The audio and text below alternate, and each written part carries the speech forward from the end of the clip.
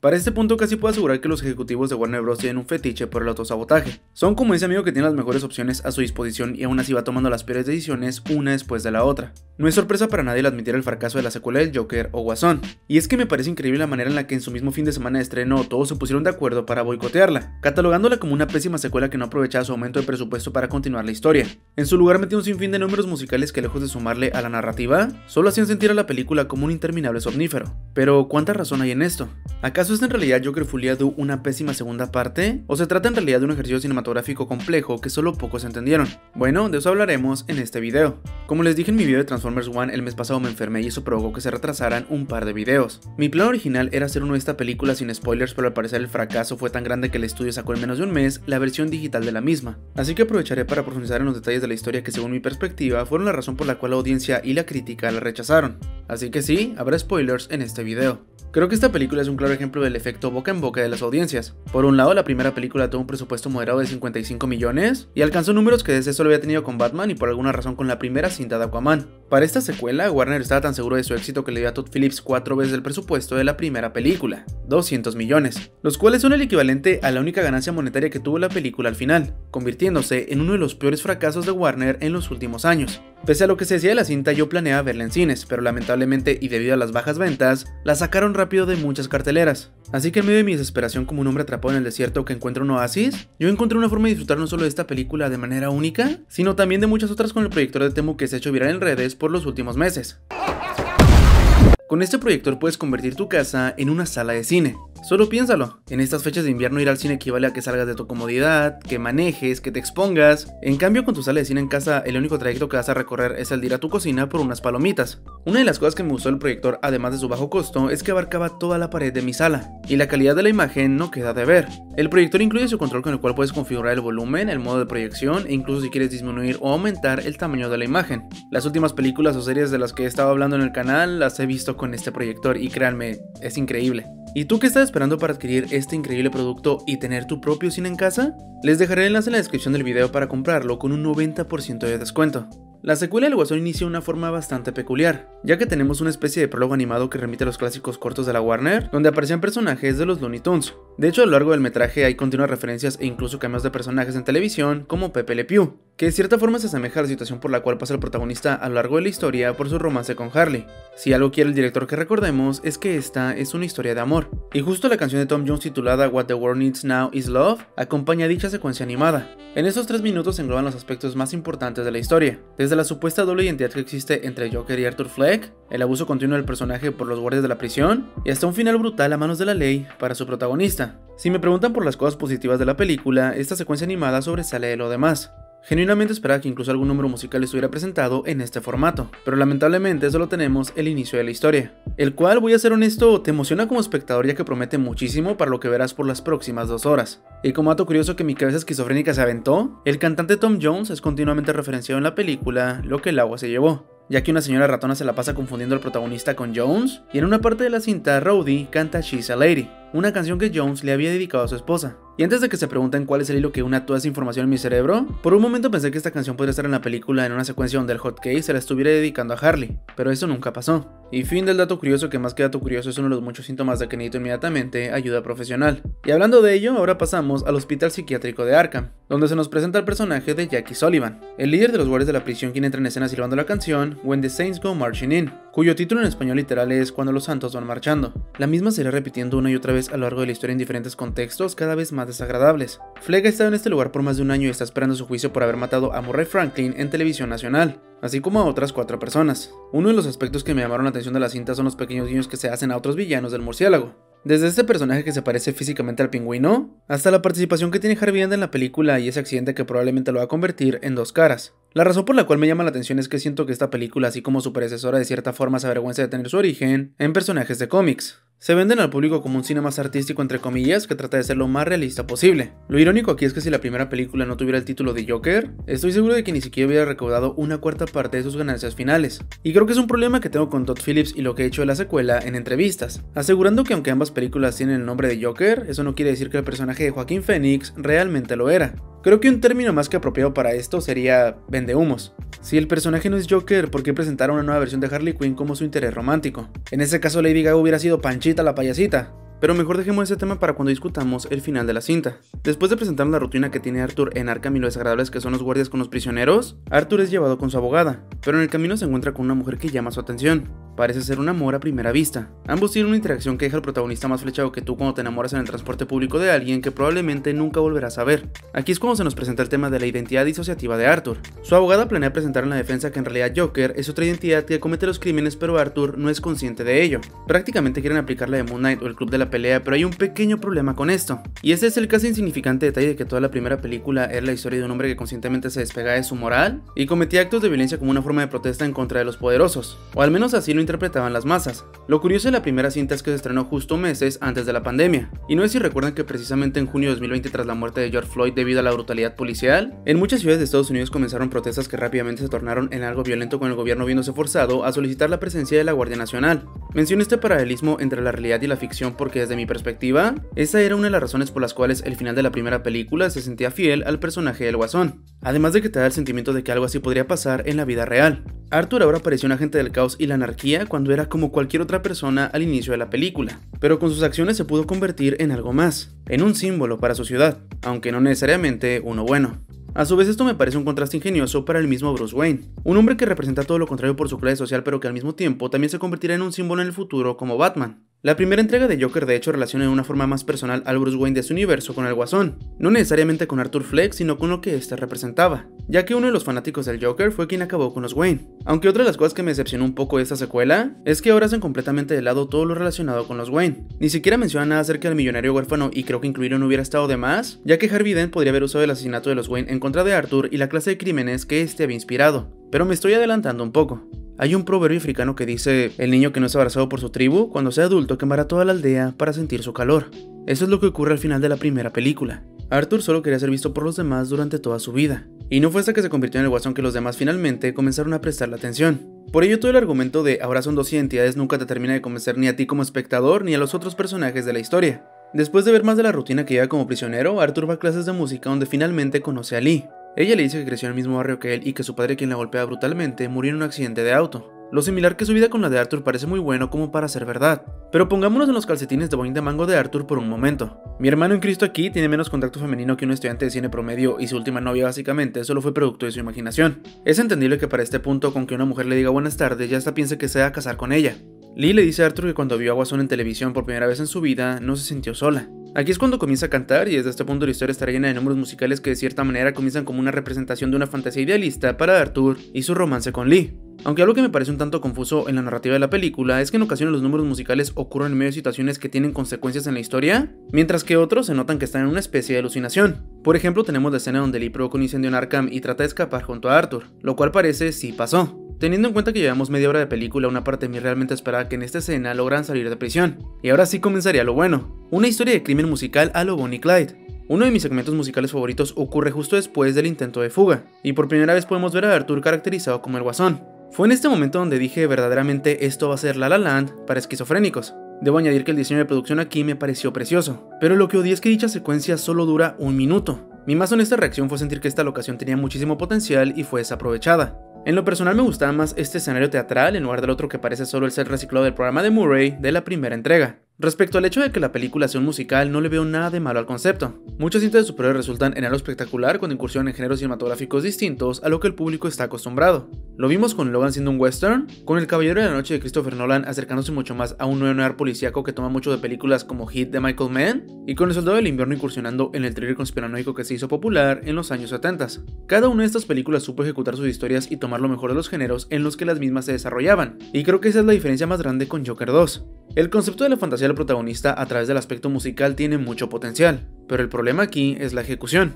Lejos de sentir que los segmentos musicales nos dicen más de los personajes y sus relaciones, realmente parecen algo más superficial y tampoco ayudan mucho al desarrollo de la historia. Más bien llegas a sentir que entorpecen el ritmo porque estás en medio de una escena que hace avanzar la historia y de la nada ¡pum!, ten un número musical. Y no sé si fui solo yo, pero siento que Joaquin Phoenix como cantante no lograba estar a la par de Lady Gaga, lo que hacía que cada número musical fuera emocionante. Por terminar, obvio. Pero sigamos con la historia de la película. Lee visita a Arthur en su celda y tenemos una escena que dice mucho sobre la relación de estos personajes. Arthur está emocionado porque al fin encontró a alguien que, más que solo verlo, parece estar enamorada completamente de él. Pero a mitad de unos buenos besotes, Harley detiene a Arthur y le aplica la de: "Lo siento bebé, pero los calcetines de Churrumay se quedan durante el sexo". Y sé que puede percibirse como algo gracioso al inicio compararse con una chica diciéndole a su novio cosplayer que no se quite el traje de chozo en medio del acto, pero lo que nos dice es que en realidad Harley no está interesada en Arthur, está flechada por el guasón, y hará lo necesario para que Arthur vuelva a adoptar esta personalidad.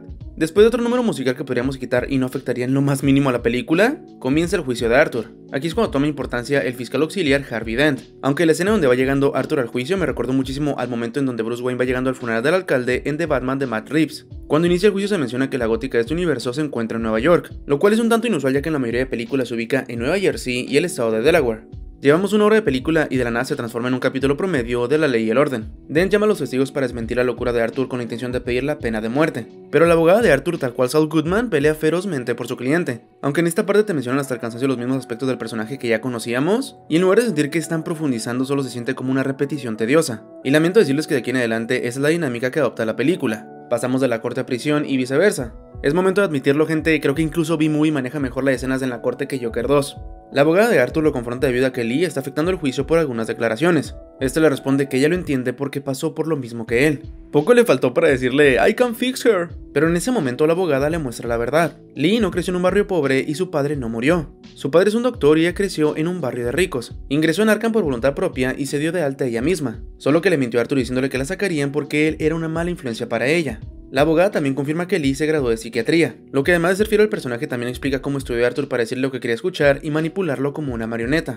En este punto de la película dije, ok, con ese giro, algo importante va a pasar. Creí que Arthur se molestaría por lo que Harley trataba de hacer, pero al momento de confrontarla ella básicamente le dice, sí, te mentí, pero era para poder acercarme a ti, tontito. Y además está embarazada. También le dice a Arthur que se mudó a su antiguo departamento para poder establecerse como una familia cuando este salga de prisión. Me gusta pensar que Arthur y Lee son dos caras de la misma moneda. Ambos tienen problemas de salud mental, pero la diferencia es que uno es de clase baja y la otra pertenece a la clase alta de la ciudad.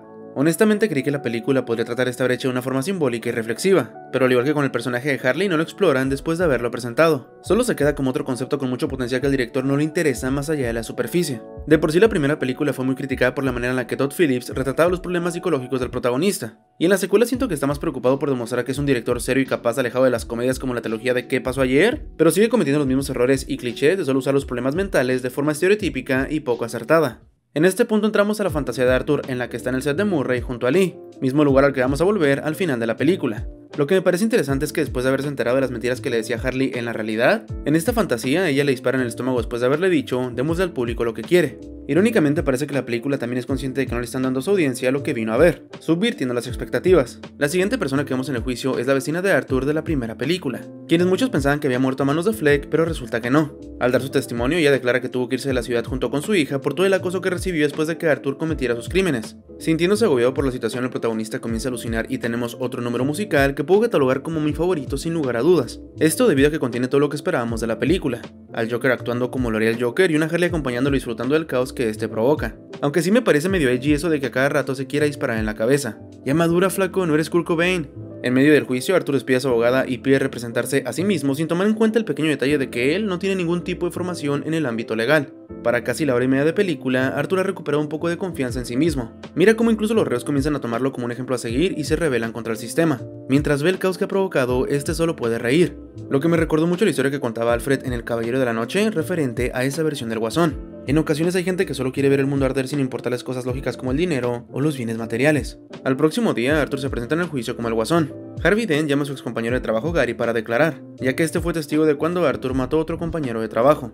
Como era de esperarse, la actitud de Fleck parece más la de un personaje que la de él mismo. La interacción entre ambos es uno de los momentos más intensos y mejor actuados de la película, además de que podemos notar que Arthur queda visiblemente afectado por las palabras de Gary, aunque en su discurso este menciona cómo las personas siempre lo han subestimado y tratado como basura, incluyendo los guardias gordos y estúpidos de Arkham, en sus propias palabras. Por su parte, los guardias no se sintieron particularmente halagados con las palabras de Arthur, y por ello cuando este regresa a la cárcel lo reciben con una cálida bienvenida. Aquí tenemos uno de los momentos más oscuros de la película donde como espectador no puedes sentir nada más que frustración, ya que los guardias dirigidos por Sullivan no solo golpean brutalmente a Arthur, que más que claro está no puede defenderse, sino que también abusan de él. La película nunca lo muestra explícitamente, pero si nos regresamos a la secuencia animada del inicio y nos fijamos en esta parte, sumado al detalle de regresar a Arthur a su celda sin ropa, creo que es más que obvio lo que pasó. Para empeorar la situación, uno de los amigos de Arthur confronta a los guardias y Sully lo estrangula hasta matarlo. Al día siguiente, a pesar de ir como el Guasón al juicio antes de recibir su condena, Arthur renuncia a la personalidad de Joker, lo que le hace ganar el repudio de algunos fanáticos. Pero regresando a la noche anterior, ¿se imaginan el impacto que tuvo lo que hicieron los guardias en la mente de Arthur?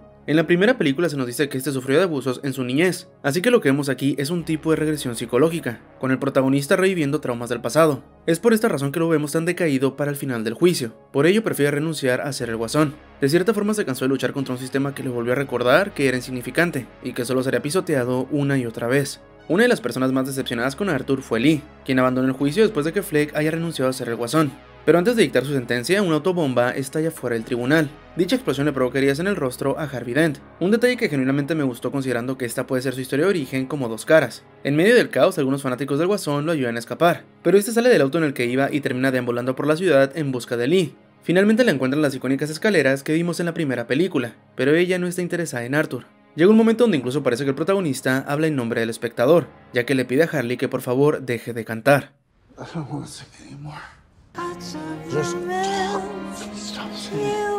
Al momento de rechazarlo, ella le dice que lo único que tenían era la fantasía, pero él se rindió al renunciar a ser el Guasón. Mientras ella se va, la policía llega para arrestar a Arthur. Oigan, ¿y si está embarazada? Después de saber que le mintió a Arthur antes, es válido preguntar, ¿eh? Un par de días más tarde volvemos a donde comenzamos la historia, en Arkham con los Looney Tunes en la televisión. Le dicen a Arthur que tiene una visita y cuando este está a punto de salir, un joven recluso lo detiene para contarle un chiste. En el remate le dice a Arthur la frase de obtienes lo que mereces y procede a apuñalarlo repetidas veces. Mientras el protagonista se desangra, volvemos a esa fantasía donde Lee le había disparado. Habla sobre el hijo que va a dejar en este mundo y mientras se desangra, su agresor se dibuja una sonrisa en el rostro con su cuchillo y se ríe como si le hubieran dicho que imitara a Jared Leto.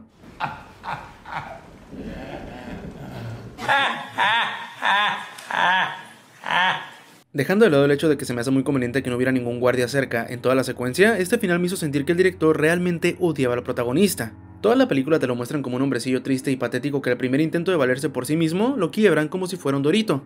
Entiendo que este haya sido un jodete al público que le gustó la primera película, pero ¿no crees que ese mismo público era el que iba a pagar las entradas? Viéndolo de esa forma, ¿por qué harías una secuela en primer lugar? Joker 2 es la definición de una secuela innecesaria. La primera película era autoconclusiva y funcionaba muy bien por sí misma, incluso haciendo guiños al origen de Batman. Aún así, como dije anteriormente, parecía de cierta forma avergonzarse de ser una película inspirada en un personaje de cómics. Con estas secuelas de síntomas se siente explotado a la 10ª potencia. Creo que uno de los aspectos que más me dejó con dudas fue ¿cómo es posible que la primera película que costó una cuarta parte de esto se sintiera más dinámica y se atreviera a explorar más esta versión de la ciudad gótica? En cambio en la secuela la historia transcurre en la prisión y en el juicio. El personaje solo es llevado de un lugar a otro y su única forma de escape resulta en los números musicales, los cuales ni siquiera son imaginativos ni interesantes. Muchos de ellos son solo Arthur y Harley en un escenario que ya habíamos visto antes. ¿Recuerdan los pomposos números musicales de La La Land con todos esos extras como los que vimos en su escena de apertura? Esa película solo costó 30 millones. Pero miren, no nos vayamos tan lejos. Hablemos de otro personaje con cabello verde medio desequilibrado mentalmente que también estrenó una película hace poco. Beetlejuice. La película tal cual no es un musical, pero en el clímax tenemos un segmento musical buenísimo donde explotan los colores y los efectos prácticos relucen la imaginación de su director, además de que contribuye a la historia de la película. Por un momento creí que Joker 2 tendría segmentos musicales similares que genuinamente serían divertidos o al menos entretenidos de ver, pero lo mejor que puedo decir de la película es que su fotografía es buena y hasta allí. Así que si me lo preguntan, Batman volvió a derrotar al Guasón de forma simbólica. Esto debido a que la secuela de Beetlejuice costó menos que Joker 2 y recaudó más. Lo que me parece más triste del fracaso de Joker 2 es que conociendo a Warner Bros probablemente van a pensar que haberle dado control creativo total a Todd Phillips fue pésima idea. Como lo que pasó después del estreno de Batman v Superman y todo el drama que significó intervenir en la Liga de la Justicia trayendo a Joss Whedon. La mayor parte del tiempo los ejecutivos solo piensan en lo que beneficie más a su bolsillo. Y es por ello que siento que se confiaron de más en que Todd Phillips les daría otro éxito. Aunque si quieren culpar a alguien por este mojón de película, culpen a Martin Scorsese por nunca haber sacado Taxi Driver 2 o King of Comedy 2. Así Phillips no tuvo de dónde copiarse, inspirarse u homenajear. El caso con las películas de Joker es como cuando en un examen un niño le copia al más inteligente de la clase y los maestros están tan impresionados por su rendimiento que para la próxima clase lo pasan al frente a resolver ejercicios en el pizarrón, y este solo termina por demostrarles que por sí mismo no tiene mucho que ofrecer. ¿Ustedes sabían que para esta mega secuela tanto al director como Joaquin Phoenix les pagaron 20 millones a cada uno? Por su parte Lady Gaga se llevó 12 por su papel como Harley, lo que nos da un total de 52 millones por solo 3 miembros en la producción. Casi el presupuesto de la primera película. Porque así es Hollywood, niños. Claro que puedes fingir ser un director pretencioso y artístico si te dan 20 millones de razones para hacerlo. Si tanto odiaba a Todd Phillips el impacto que tuvo la primera película en el público, ¿por qué no solamente se alejó? En lo personal me hubiera encantado ver que otro director tomara el mando, ya que Phillips parece estar tan enfocado en mostrar lo patético que es Arthur que se olvida que la película tiene que funcionar.